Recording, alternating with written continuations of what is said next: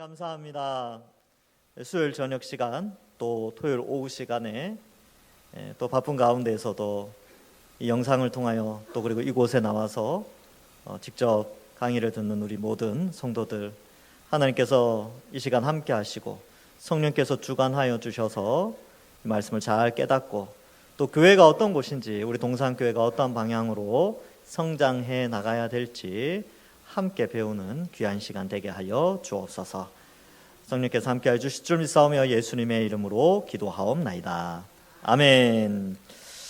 이 시간에는 우리 페이지 수로 28페이지죠. 28페이지 맞나요? 28페이지 함께 하겠습니다.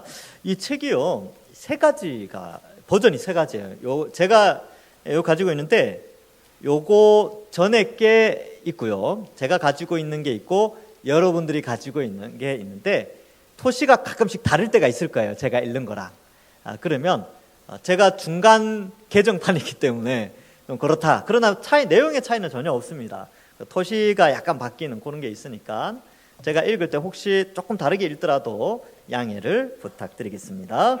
자, 28페이지. 교회는 시민이요 가족이요 성전이다. 지금 2장의 주제는 한 몸으로서의 교회예요. 그래서 지난 시간에는 그리스도를 머리로 한 우리 몸된 교회, 그래서 몸에서 분리되어져서는 함께 할 수 없다. 그래서 한 성령, 한 몸에 한 영혼이 있듯이 그 몸에 붙어 있을 때 성령의 역사로 함께 움직여지는 것이지, 그 몸에서 떨어져 나가면 그 떨어진 그 손가락이나 뭐 이렇게 발가락에는 영혼이 없어요. 그래서 성도는 교회에 기속되어져서 한 성령 안에서 함께 자라가야 된다. 이것을 살펴보았습니다. 자, 그다음 오늘은 교회는 시민이요 가족이요 성전이다. 이 부분인데 뭐 뒤에 가서도 또 이런 내용이 나오지만 미리 여기에서 이 부분을 함께 살펴보도록 하겠습니다. 거기에 보면 에베소서 2장 19절에서 22절에 말씀이 나오는데 우리 한 절씩 교독하고 마지막 절은 같이 읽겠습니다. 이러므로 이제부터 너희는 외인도 아니요 나그네도 아니요 오직 성도들과 동일한 시민이요 하나님의 권속이라.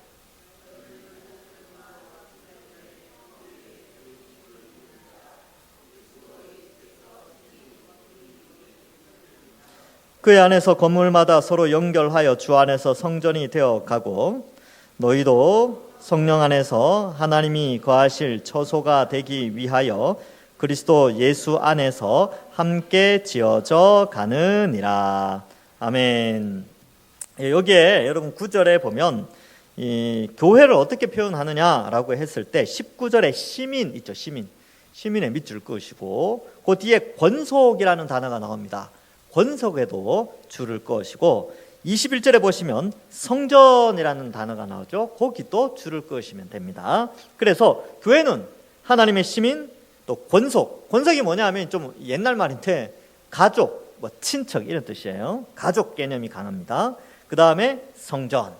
자, 이 세 개의 비유를 통하여서 교회를 설명해내고 있는 것이지요. 자, 그러면 문제를 보면서 함께 살펴보도록 하겠습니다. 하나님 나라의 현신 교회에 속한다는 것은 하나님 나라의 백성이 되었다는 것을 의미합니다. 이거 계속 반복되죠.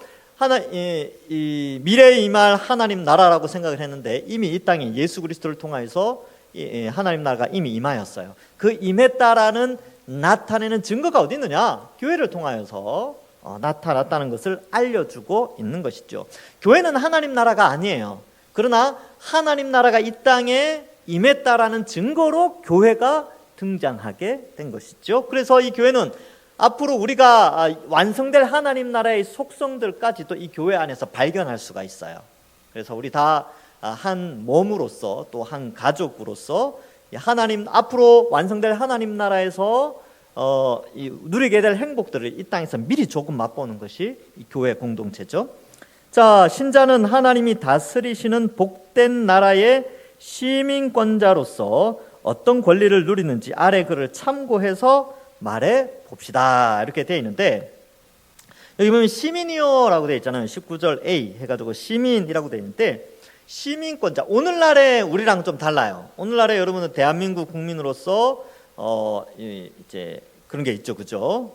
뭐 주민등록증도 나오고 등록돼 있단 말이죠. 한국인 국적을 우리는 가지고 있어요. 그런데 2000년 전에 로마인으로서 로마의 시민권을 가진 자의 혜택이라는 것은 오늘날 우리가 가지고 있는 대한민국 국적을 가진 자의 혜택보다 어쩌면 그 당시에는 굉장히 가치 있고 훨씬 더 큰 그런 혜택이 주어져요. 여러분, 우리나라 이제 고위급에 있는 정치하시는 분들에게는 특별한 혜택이 있죠. 우리와는 좀 다른 혜택이 있어요. 그래서 이렇게 그 무슨 하여튼 법들이 좀 있습니다. 그런 혜택들이요, 옛날 로마 시민권자들한테 많이 주어졌어요. 볼까요? 시민권자. 사도 바울은 하나님 나라의 백성이 누리는 특권을 당시에 로마 시민권자의 권리로 설명한다. 로마 시민의 권리는 다양하다.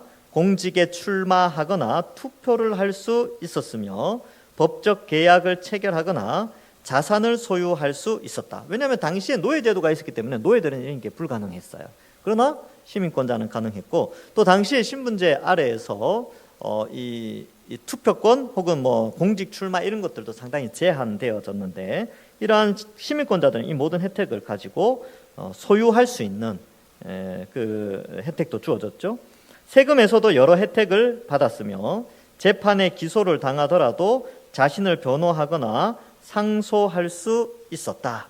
그래서 이 사도 바울이 사도행전에 보면 상소하는 장면이 나와요. 나는 로마 시민권자다라고 하면서 그래서 결국 로마로 가게 된 배경이 이 상소하는 것 때문에 그래요. 그래서 로마로 가게 되죠.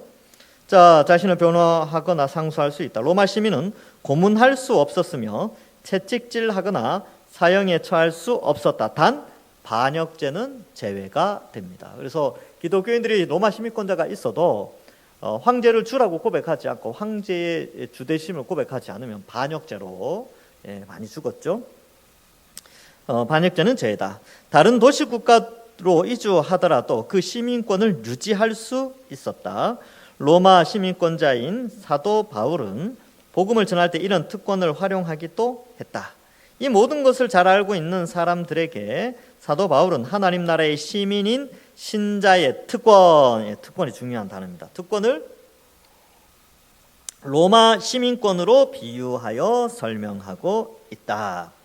하나님 나라의 모든 백성은 그 나라의 복을 누린다. 그 시민권은 영원히 유지되며 어떤 경우에도 박탈되지 않는다. 거기 영원히 유지된다. 이게 중요합니다. 영원히 유지. 다른 혜택도 많이 있는데 하나님 나라의 백성의 복은요, 영원히 유지가 돼요. 왜 그러냐 하면 이 예수 그리스도로 말미암은 희생의 가치가 이 세상의 그 어떤 것과도 바꿀 수 없는 가장 귀한 하나님의 하여튼 성자 하나님의 엄청난 희생의 가치로 우리가 구원받았잖아요. 그래서 이 구원받은 이 구원의 어떤 뭐라 그럴까요? 유효성은 영원이에요. 영원. 그리고 유지되어집니다. 없어지지 않아요. 그래서 영원히 유지되고 어떤 경우도 박탈되지 않습니다. 그래서 무엇을 먹을까 입을까 염려하지 않고 풍성함 가운데 자족하는 삶을 살게 됩니다. 악한 영적 세력들이 마음대로 병에 걸리게 하거나 죽음에 이르게 하지 못한다. 이렇게 되어 있죠. 하나님의 때에, 그러니까 질병이나 죽음도 다 하나님의 섭리와 계획 아래 있는 것이지, 하나님의 통치와 그 아래 있는 것이지, 함부로 하나님의 백성들을 할 수 없다. 이렇게 생각해야 합니다. 그래서 죽음에 이르게 하지 못한다. 이건 진리죠. 전능하신 하나님의 완전한 보호를 받으며 하늘의 지혜와 능력으로 사명을 감당하는 귀한 인생을 살아간다. 그래서 사명을 감당하는, 그죠? 보호도 받고 사명도 감당하게 되죠. 그래서 이 사명을 감당하는 것은 이제 뭐라 그럴까요? 권리이자 의무에 해당되는 것과 좀 연결되어져 있습니다. 자, 그래서 서로 깊이 사랑하며 섬기는 공동체에서 기쁨과 평강을 누리게 됩니다.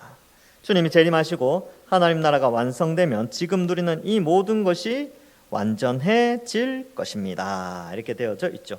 당시에 이제 시민권자들, 로마의 시민권자들은 굉장히 혜택이 많았어요. 근데 여러분 얘기 읽어보니까 아예 뭐 이런 혜택 별거 아니네. 나도 투표권 있고 뭐 나도 얼마든지 뭐 하면 될 수 있는데 라고 생각하는 시대가 얼마 안 됐어요. 그죠? 이렇게 민주주의가 들어와서 18세기 이후에 시민혁명이 일어나고 그런 민주주의가 이제 프랑스 뭐 이런 데서 막 일어나잖아요. 그게 얼마 안 됐다니까요. 인류 역사 속에서 불과 100년, 200년밖에 되지 않았습니다. 과거에는 다 이제 신분제가 있었죠. 귀족, 뭐 중인 계급, 그러니까 천민 계급 이렇게 나눠져 있었어요. 그러니까 이 시민권의 특권을 이야기할 때는 굉장히 뭐라 그럴까요? 엄청난 혜택을 누리는 거죠. 여기에 교회 안에는 노예들도 있었거든요. 그래서 노예들도 예수님 믿고 나서 이 시민권이란 말을 들었을 때 그들의 마음속에는 로마 시민권자들보다 훨씬 더 감동적으로 그들의 마음에 다가오는데 사도 바울이 편지를 통해서 이야기해 주는 거예요.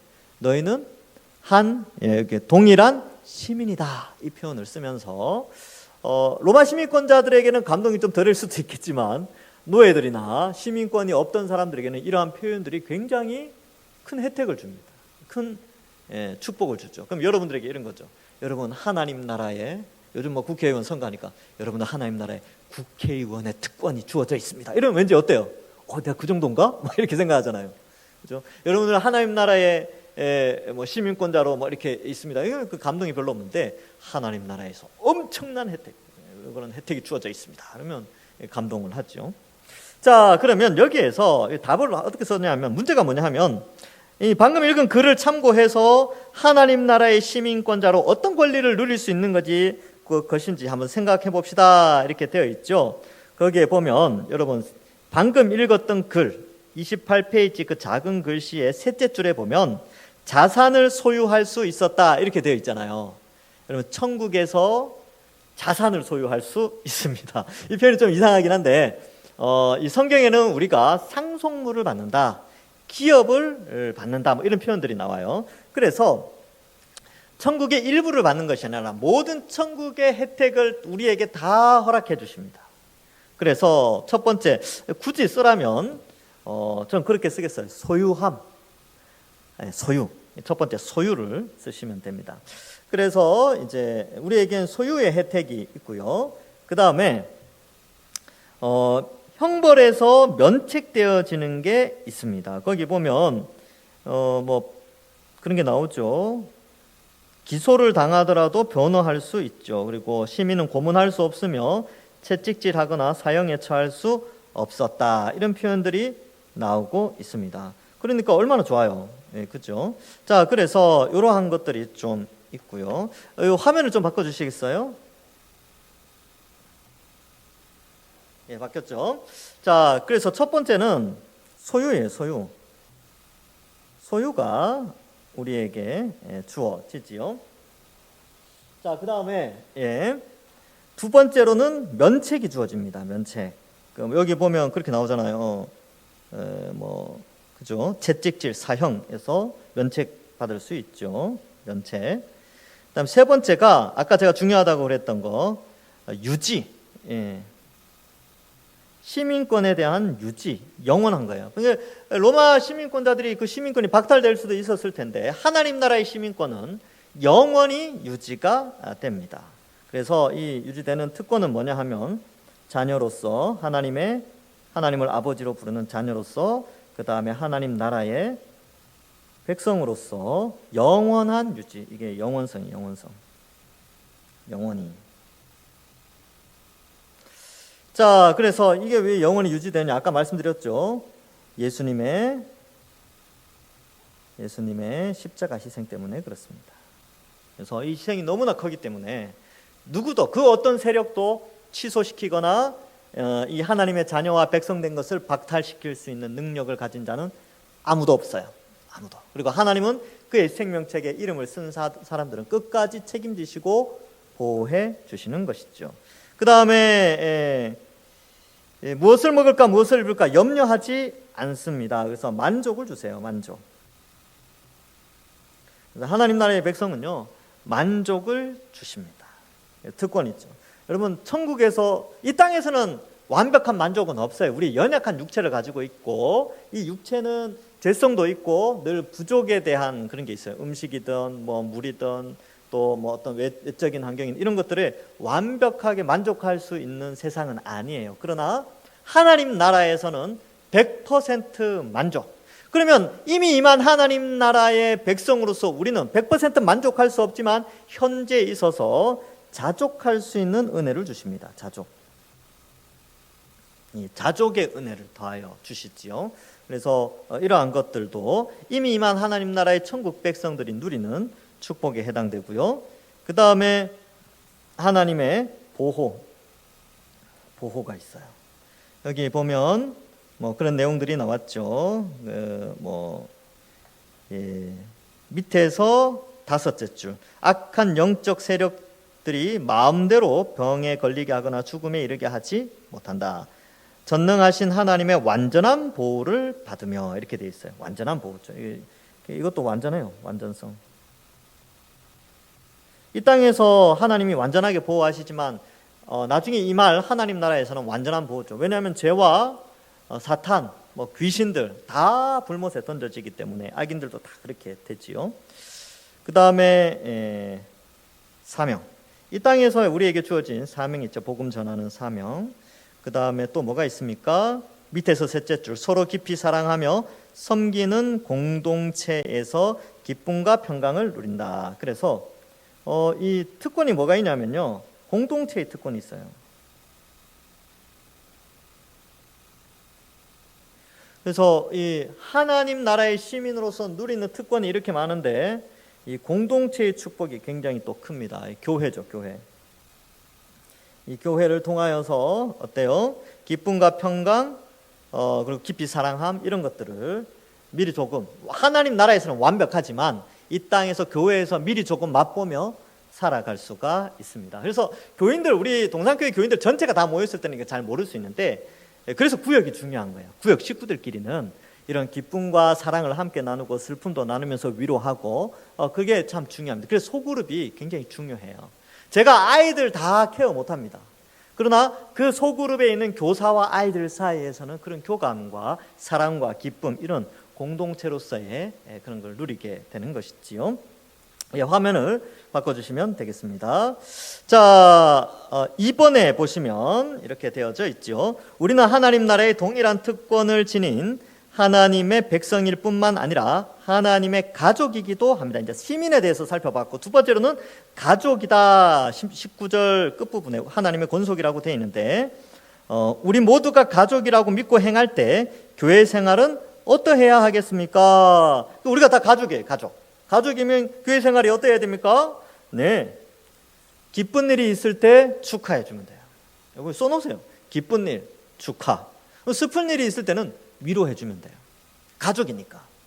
그리고 어려움이 있을 때는 도와주면 됩니다. 어려움, 도와줌.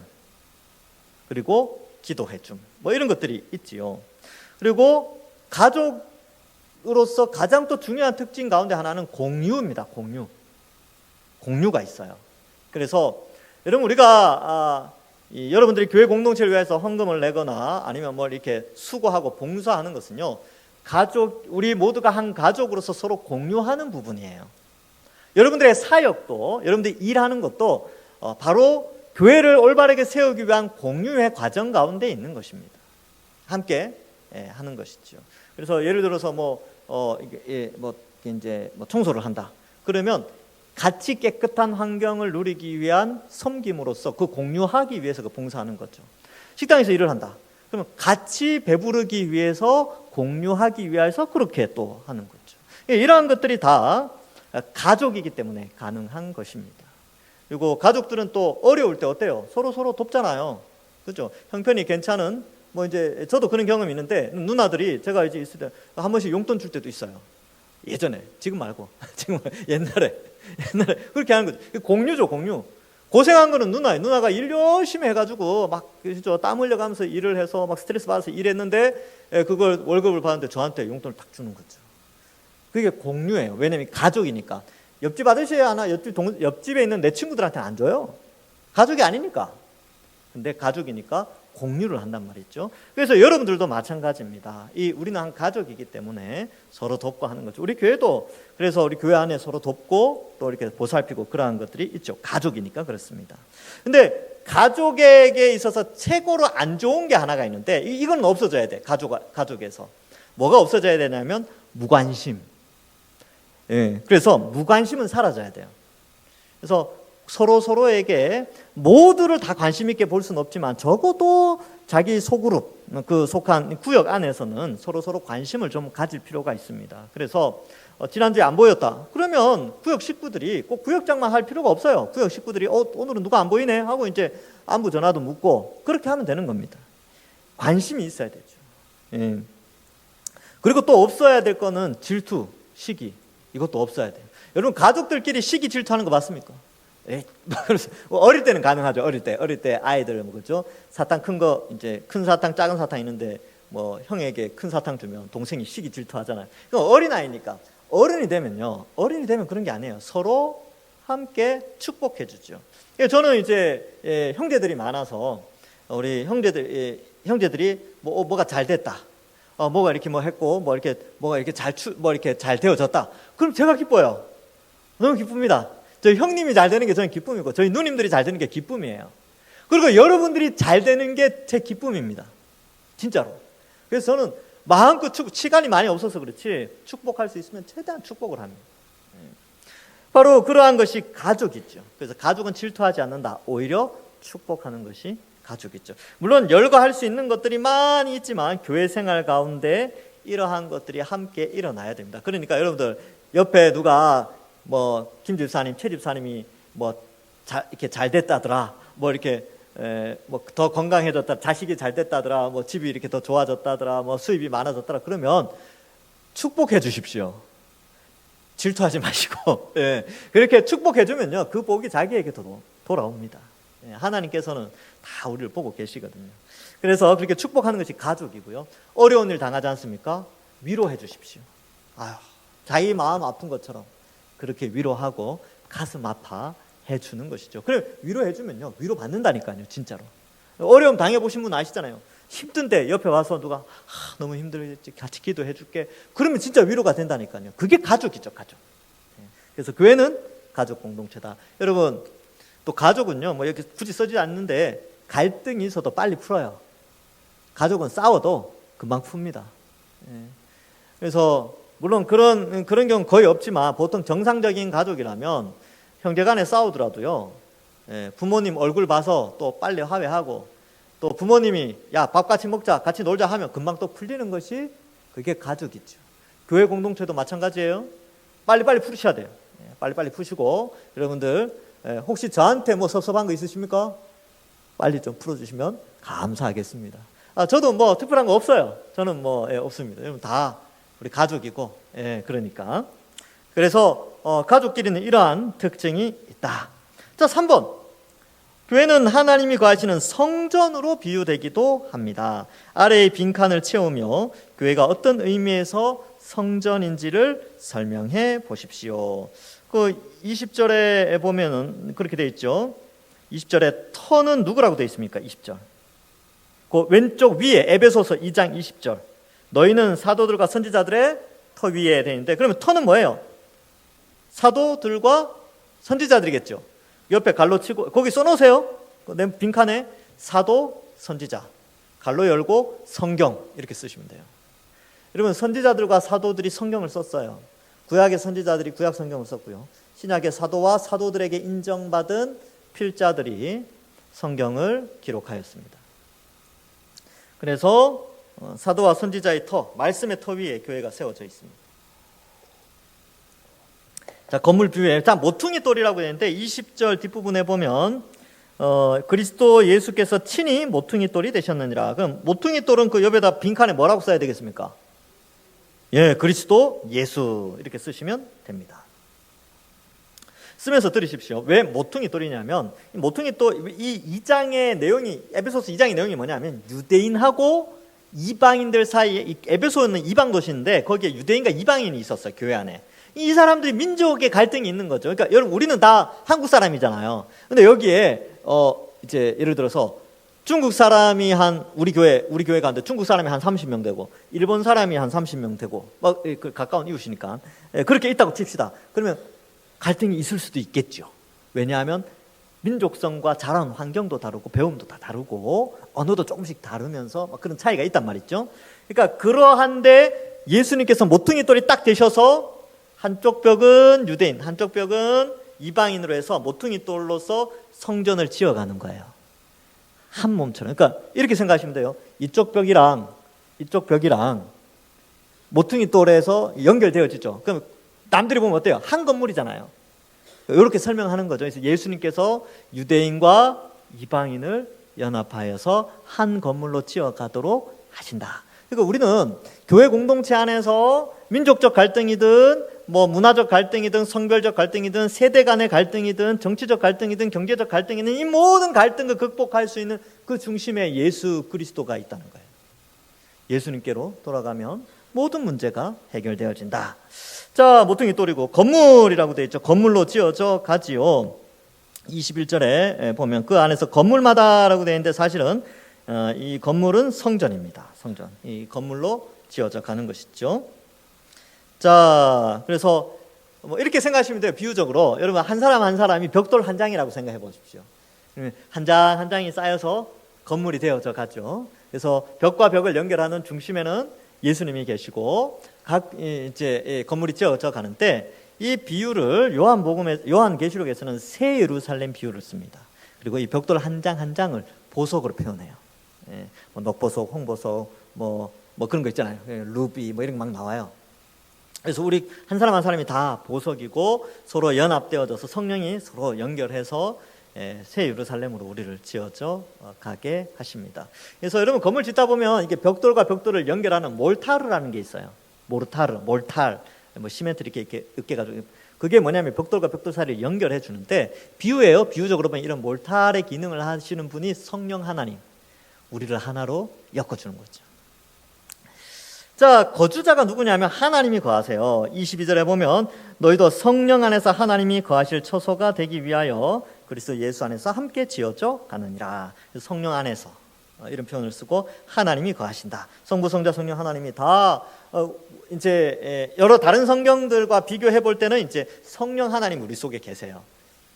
그래서 성령 안에서 하나님이 거하시는데 성령 하나님 계신데 성령님은 하나님의 영이요 예수님의 영이거든요. 그래서 그렇게 표현할 수 있습니다.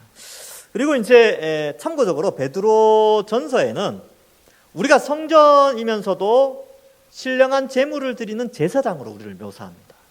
그리고 로마서 12장 1절과 2절에서는 우리 몸을 하나님이 기뻐하시는 거룩한 산 제물로 드리라라고 표현하고 있어요. 그러면 이 뭘 의미하느냐면 예수님이 대제사장이세요. 근데 예수님이 성전이죠. 이 성전을 헐라 내가 사흘 만에 다시 일으키리라. 성전된 자신을 말한 거죠. 그리고 예수님이 희생제물 되셨죠. 제물 되셨죠. 근데 우리가 그리스도와 연합했잖아요. 우리가 연합되니까 하나님이 성령을 통하여 사도들에게 어떻게 묘사하게 하냐면 너희도 제사장이다. 그래서 왕 같은 제사장들이다 이렇게 표현을 하고, 왜냐하면 예수님이 대제사장이니까 그와 연합되어 있는 머리로 한 그의 몸된 교회도 제사장의 역할을 하는 거죠. 예수님이 우리의 죄의 형벌을 대신하여 십자가에 달려 희생 제물이 되셨죠. 그러니까 우리도 제물이죠. 그래서 거룩한 산 제물을 드리는 거죠. 그리고 우리가 성전이 되는 거죠. 성전, 제물, 제사장 개념이 원래 예수님을 통하여서 다 성취가 되어졌는데 우리가 그리스도를 믿고 연합되었으니까 우리도 역시 성전이요 제사장이요 제물로서 이 세상을 살아가게 되는, 이게 바로 교회 공동체예요. 위대한 교회 공동체.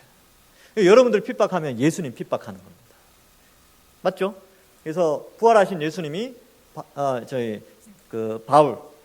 바울이 예수님 믿기 전에 다메섹 도상으로 갈 때 탁 나타, 그때 이제 사울이라고 묘사되어 있죠. 유대 사회 속에 활동할 때 사울이라는 이름을 썼기 때문에. 그래서 예수님 나타나서 사울아 사울아 네가 어찌하여 나를 핍박하느냐. 사울은 예수님 핍박한 적 없어요. 실제적으로 교회를 핍박했죠. 근데 예수님이 뭐라고 말씀하냐면 왜 나를 핍박하느냐, 왜 나를 박해하느냐 그래요. 그러니까 교회와 그리스도는 하나이기 때문에 그렇게 묘사하는데, 아마 그 다메섹 도상에서 이 원리, 성전과 제사장 그리고 제물의 원리를 사도 바울이 깨달았을 거예요. 이거구나. 교회와 그리스도가 이렇게 하나가 되는구나. 자, 그 다음 페이지 30페이지 볼까요? 제가 이거는 이렇게 화면을 좀 바꿔주시면 감사하겠습니다. 예, 30페이지 보시면 이렇게 돼 있죠. 제가 이거 보면서 함께 살펴보겠습니다. 교회는 하나님이 새롭게 창조하신 새 인류입니다. 새 인류, 그죠? 우리는 완전히 새 인류예요. 이 세상 사람들과 완전히 다른 거에 속해 있다니까요. 우리는 다른 가치관을 가지고 있기 때문에 세상 사람들이 우리를 보면 이상하게 쳐다봐야 돼요. 쟤는 좀 이상하다. 그게 그리스도인이에요. 왜냐하면 우리는 새 인류니까. 그리스도와 연합된, 아담 아래에 있는 자가 아니라 그리스도 아래에 있는 새 인류이기 때문에 그렇습니다. 새 인류의 특징은 하나가 되었다는 것입니다. 우리 모두는 그리스도의 몸된 하나된 공동체죠. 가족으로, 또 시민으로, 성전으로, 또 몸으로 하나가 되었죠. 타락한 이후 인간은 한 몸된 복된 상태를 잃어버렸죠. 서로 미워하고 반목하며 싸워왔습니다. 그러나 그리스도 안에 있는 자들은 성령님으로 말미암아 하나가 되었습니다. 처음 창조될 때에 한 몸으로 회복되었습니다. 여러분, 그래서 창조 때 부부, 제가 이제 지난주에도 말씀드렸는데 부부 개념이 교회로 좀 넘어와요. 그래서 둘이 한 몸을 이루어 에덴 동산에서 하나님의 영광을 드러내는 사명을 감당하는데, 이제 우리가 한 몸이 되어서 하나님의 사명을 감당하게 되는 그러한 자들로 부름을 받았습니다. 그래서 부부가 한 몸이듯이 교회도 한 몸이에요. 부부가 원래는 서로 도우며 하나님의 사명을 감당하듯이 이제 그리스도의 몸된 교회가 서로 하나 되어서 예수님이 주신 사명을 감당하게 된 것입니다.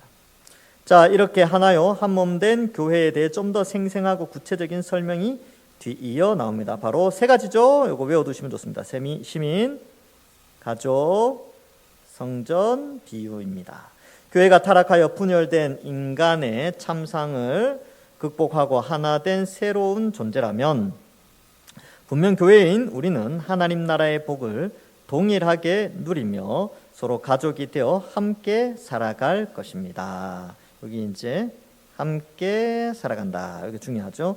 그리고 말할 필요도 없이 이런 교회는 하나님이 거하시며 예배 받으시는 곳일 것입니다. 그래서 여러분, 우리 교회가 한 몸으로서, 가족으로서, 시민으로서, 한 성전으로서 서로 사랑하고 아끼고 또 이러한 것들을 구현해낼 때 하나님이 우리의 예배를 기쁘게 받으십니다. 기쁘게 받으세요. 하나님의 거룩한 창조의 새 인류의 예배를 하나님이 기쁘시게 받으시죠. 그래서 하나님이 기뻐하시는 교회가 되는 것입니다. 자, 교회는 하나님 나라에서 동일한 권리로 그 복을 누리는 시민권자들 그 자체입니다. 우리 모두는 동일한 시민권을 가지고 있죠. 서로 하나가 되었기에 똑같이 하나님 나라의 복을 누립니다. 이게 똑같이 이렇게 되어 있죠. 그래서 여러분, 하나님 나라에서는 빈부격차 이런 게 있을까요? 그냥 모든 것을 다 주시니까 뭐 차이가 있다면 칭찬과 영광과 존귀의 차이는 좀 있을 수 있겠지만 기본적으로 하나님의 자녀들의 혜택을 다 주십니다. 다 주세요. 그러면 이제 예수님이 오셔서 하신 말씀들이 있죠. 야, 너희 상을 하늘에 쌓아라. 이런 표현들은 일단 물질의 문제 그런 것도 있겠지만 영혼 구원의 문제와 또한 칭찬과 영광과 존귀의 문제, 명예에 대한 문제죠. 여러분, 물질은 하나님 나라에서 물질의 풍성함은 아주 영원합니다. 그래서 모든 자들에게 풍성하게 주세요. 다음 주일날 오병이어 때 제가 잘 설명해 드릴게요. 그런데 모든 이에게 풍성하게 배부름이 있도록 하나님께서 풍성하게 주시는데 주어지는 명예는 좀 다릅니다. 그래서 이제 각자의 공로에 따라서 또 평가를 받는다, 이런 표현이 고린도 전서 후서에 거기 보면 그런 내용이 나오거든요. 그런 것들로 봤을 때 우리 칭찬과 명성과 존귀의 다름, 이런 것들은 좀 있지 않을까, 또 그렇게 생각도 해보게 됩니다. 상급의 차이는 있다. 이게 이제 예수님이 오셔서 하신 말씀 중에 하나예요. 근데 우리는 상급 그러면 자꾸 먹는 거, 입는 거, 뭐 이렇게 물질적인 걸 생각하는데 성경은 칭찬과 영광과 존귀 이러한 것들도 설명하고 있습니다. 자, 천국의 복은 모두에게 부어집니다. 교회에서는 어느 누구도 소유나 사회적 지위나 그 밖에 다른 이유로 차별받지 않습니다. 누구든지 오직 은혜로만 그 복을 받기 때문입니다. 그러니 누가 다른 사람을 무시하거나 차별하는 죄를 범하시겠습니까? 차별하시면 안 돼요. 여러분들 조심하셔야 됩니다. 저 사람이 지위가 높고 사회적으로 뭐가 있고 뭐 이렇게 이제 하고 뭐 이렇게 뭐 잘생겼다든지 아니면 집이 부자라든지 아니면 많이 배웠다든지 그래서 특별히 막 차별하고 막 그러면 안 된다는 거예요. 같은 교회 공동체고 또 연약할 수 있죠. 각자의 연약함 뭐 그런 것도 있지만 차별은 죄를 범하는 것이다. 그래서 그런 게 중요합니다. 정당한 합리적인 판단들 그리고 막 그런 것들 있죠. 내가 과연 이게 성경의 원리에 의해서 내가 지금 올바르게 행동하고 있는가 뭐 이런 것들이 좀 있어요. 그래서 성도들을 대할 때 차별 없이 대하고 잘 대해주면 됩니다. 여러분 가족들도 차별 안 하죠. 가족끼리 차별 안 해요. 10손가락 깨물어서 안 아픈 손가락 없다. 이거 아주 유명한 우리 조상들의 지혜로운 속담 아닙니까? 다 귀하다는 거죠. 차별하면 안 되죠. 네. 쓰임 받는 건 좀 다를 수 있어요. 10손가락 좀 쓰임새는 좀 다를 수 있지만 다 동일한 귀한 존재입니다. 누가 하나님 앞에서 더 높은 지위에 있다고 자부할 수 있겠습니까? 누가 교회에서 누리는 하늘의 복인 안식과 평강과 희락을 더 누린다고 자만하겠습니까? 모든 신자는 하나님의 자녀로서 권세와 명예를 똑같이 가집니다. 똑같이 가져요. 우리는 하나님의 백성, 자녀, 그리고 가족, 시민권, 성전으로서의 그러한 자격들을 다 똑같이 권세와 명예를 똑같이 가지게 되는 것이죠. 근데 이제 여기에서는 이렇게 표현해요. 교회 공동체의 하나됨을 강조하기 때문에 그런데 예수님은 또 상급의 차이로 또 이야기하시니까 그건 또 그 문맥에 의해서 해석을 해볼 수 있지요. 자, 또한 교회는 하나님의 가족입니다. 혈연적 가족보다 더 근본적이고 영원한 가족, 영원한 가족입니다. 세상의 가족은 여전히 갈등을 겪는 연약한 존재들. 진짜 세상의 가족들은요, 진짜 그 극단적인 가족들 보면 평생 안 보고 사는 가족들도 있어요. 그런 가족이 종종 있습니다. 그러나 우리는 그렇지 않아요. 하나님의 권속인 교회는 예수 그리스도의 사랑과 능력으로 자신을 희생하며 섬기는 존재입니다. 교회의 가족됨은 그 사랑과 희생과 섬김의 깊이 때문에 아이의 하나 혹은 한 몸이라고 불러도 될 정도입니다. 왜냐하면 교회의 가족됨을 사람이 이루지 않고 만물을 다스리시는 주 대신 예수 그리스도가 이루시게 때문입니다. 여러분, 인간의 가족은 혈통적인 인간의 이제 어떤 남자와 여자가 서로 사랑을 해서 결혼을 해서 자녀를 낳고 하면서 가족을 이루지 않습니까? 결혼을 통해 가족을 이루는데 이것은 인간의 어떤 그런 여러 가지 상황 속에서 이루어지는 것처럼 보이죠. 그러나 교회의 가족됨은요, 우리가 좋고 나쁨의 의지로 결정된 게 아니라 하나님의 섭리가 있다는 거죠. 여러분들이 동산교회에서 이렇게 한 가족으로 살아가는 것은 여러분들이 선택한 것이 아니라 하나님이 이곳으로 여러분들을 불러주신 것입니다. 그렇게 생각하시면 되는 것이죠. 그래서 하나님께서 하셨다. 그래서 여기 보면 이제 교회는 교회인 우리는 서로를 형제 자매라고 부르며 가족으로 대합니다. 그래서 형제 자매 꼭 청년들한테만 무슨 형제 무슨 자매 이렇게 하는 게 아니라 원래 우리도 다 형제 자매예요. 근데 이제 직분이라는 것이 각자들에게 주어지니까 그 직분을 호칭으로 부르기도 하지요. 그래서 가끔 가다가 여러분들 개인적으로 기도하실 때는 누군가 이제 구역에서 기도할 때 집사님 위해서 집사님, 권사님 이렇게 표현하지만 가끔씩 우리 형제님, 우리 자매님 위해서 기도할까요? 이렇게 한 번도 1년에 한 번 정도는 그렇게 한번 해보시면 좀 어색하긴 하지만 그래요. 그래서 이 형제 자매 개념이 좀 강합니다. 하나님을 아버지로 고백하기 때문에 우리는 다 형제 자매예요. 모이기에 힘써서 함께 살아가고 가족은 자주 만납니다. 그렇죠? 일상적인 우리 혈통적 가족은 매일 만나죠. 그렇죠? 그리고 물론 나중에 결혼해서 떨어져 살면 1년에 몇 번 안 만나긴 하지만 그래도 만나요. 가족이니까. 근데 성도들은요, 이제 최소 일주일에 한 번은 만납니다. 그러니까 결혼해서 떨어져 사는 형제들보다 더 자주 만나요. 저도 마찬가지입니다. 저희 형님, 누님들이 있는데 자주 못 봐요. 아버지도 자주 못 봅니다. 제가 형님이 모시고 살지만 저도 잘 못 봐요. 그런데 여러분들은 더 자주 봅니다. 그래서 그런 거 보면은 우리가 한 가족이구나 이런 걸 더 잘 느낄 수 있죠. 그래서 혈통적 가족뿐만 아니라 이런 예수 그리스도의 피로 형성된 믿음의 가족들이 더 어떻게 보면 이 시대에 더 가족 같기도 합니다. 더 가족 같아요. 예, 가족이지요. 그래서 모이기에 힘써서 함께 살아가고 공동으로 사용하며 가진 것을 필요한 형제 자매를 위해서 사용합니다. 이거 공유라 그랬죠. 공유. 그래서 이거를 공유. 예, 가족은 공유하는 것입니다. 네 거 내 거가 없다는 것이지요. 그래서 누군가가 부족이 있을 때 함께 도와주고 그렇게 하는데 이러한 것들이 실행되어집니다. 마치 부모가 자녀를 위해 하듯이 말입니다. 그래서 모든 신자는 예수님을 따르는 제자로서의 삶 때문에 세상에서 많은 것을 잃어버리지만 교회에서 100배나 더 받습니다. 그래서 이런 교회 가족이 주는 혜택이 굉장히 많이 있다. 이것을 일반 가족보다 교회가 주는 그 축복이 더 많아요. 저도 이제 그 구역 신방을 이렇게 해보면 정말 구역 식구들이 가족 같아요. 서로 누가 아프다 그러면요, 구역 식구들이 막 가서 이렇게 보고 기도하고 잘 지내냐고 안부 전화하고 그런 거 보면서 야, 이게 가족이구나, 그런 생각을 하게 됩니다. 자, 더 나아가 교회는 하나님이 거하시는 성전입니다. 이제 세 번째 성전 개념을 설명하죠. 구약 성경에서 성전은 하나님이 거하시는 곳이며 그의 백성을 만나 주시는 곳입니다.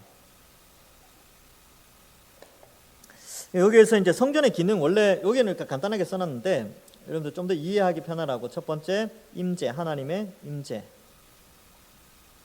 두 번째가 통치예요. 그의 백성들에 대한 통치.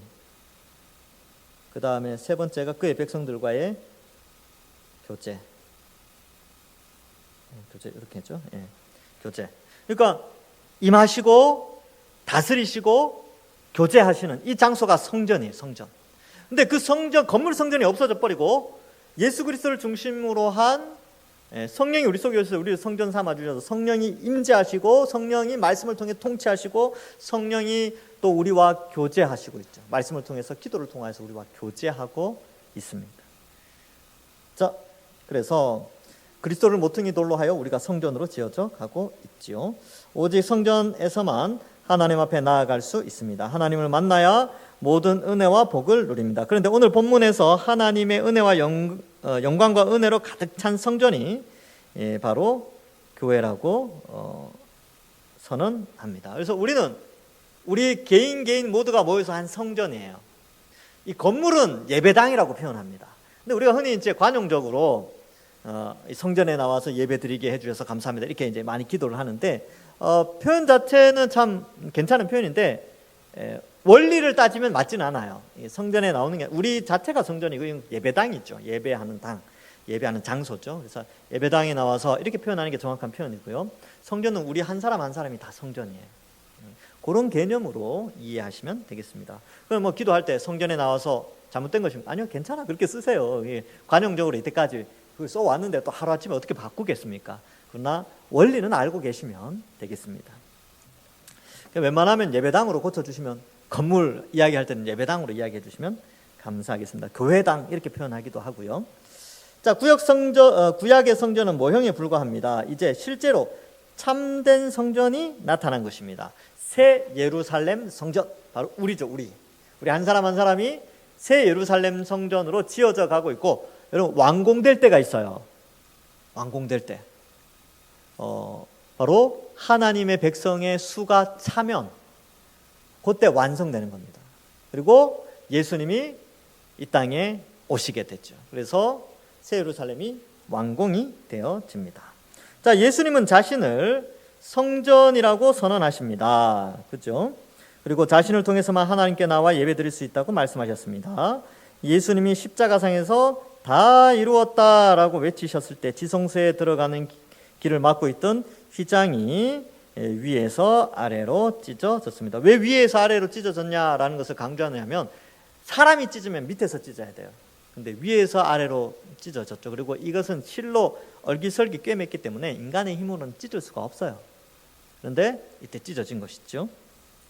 이제 교회는 예수 그리스도의 보혈을 의지하여 하나님께 나아가 그분을 뵙고 그 얼굴의 은혜를 누리며 예배 드립니다. 그래서 교회가 그리스도 충만함으로 충만한 것입니다. 그리스도의 사역이 교회 안에, 그리스도의 인격이 가득하고 그리스도의 사역이 가득하고 그리스도의 성품이 교회 안에 가득하게 나기 때문에 충만해진다, 이런 표현을 씁니다. 지금까지 설명한 교회의 모습은 예수 십자가 복음이 터가 되어야 성취되며 누릴 수 있습니다. 즉 예수 그리스도가 모퉁이 돌이 될 때 교회는 하나 되어 하나님을 뵙고 모든 복을 누리며 가족처럼 살 수 있습니다. 그러면 여기 보면 내용이 그거예요. 예수 십자가 복음, 그렇죠? 그리스도. 그러니까 교회는 그리스도를 중심으로 해서 모여진 공동체이다. 그러므로 예수 그리스도가 없으면, 교회 안에 복음이 없고 교회 안에 예수님의 십자가 복음에 대한 설명이 없다면 교회는 아무것도 아닙니다. 교회는 그냥 이제 동아리 단체가 됐죠. 아니면 뭐 마을 모임 단체, 이 정도로 전락해 버리는 것입니다. 그래서 교회가 말씀을 떠나는 순간 교회는 현격하게 타락하게 돼요. 그래서 교회는 철저하게 예수 그리스도의 십자가 복음을 선포하는, 즉 성경 66권을 선포하고 가르치는 이것을 중심으로 교회 공동체가 세워져야 하는 것입니다. 교회의 외형은 갖고 있더라도 더 이상 교회가 아닙니다. 말씀이 없으면 그렇다는 거죠. 예수 그리스도가 없으면 그렇습니다. 오직 우리 주 예수 그리스도 안에 거할 때만 교회는 교회입니다. 오직 예수 그리스도가 머리일 때 교회는 모든 복을 누립니다. 다른 게 머리가 되면 안 돼요. 이 교회 안에 세상 문화나 세상의 경제 원리나 정치 원리나 이 세상의 문화 원리, 철학의 원리, 이런 게 들어와서 머리를 차지하고 있으면 교회가 아니죠. 모양만 있는 것이죠. 교회의 머리는 말씀, 예수 그리스도 십자가 복음의 말씀이 있어야 됩니다. 교회는 모든 복을 누립니다. 이럴 때 교회가 천국입니다. 그래서 여러분, 이 말씀을 제가 강조하는 이유가 거기 있어요. 교회는 말씀, 예수 그리스도의 십자가 복음, 성경 66권을 가르치고 알려줘야 교회가 교회다워지고 더욱더 성경이 원하는 교회의 형태, 또 여러분들이 꿈꾸는 교회의 형태로 성장해 나가고 발전하게 된다는 것입니다. 오늘은 여기까지 하겠습니다. 기도하고 마치겠습니다. 우리 잠깐 짧게 기도할까요?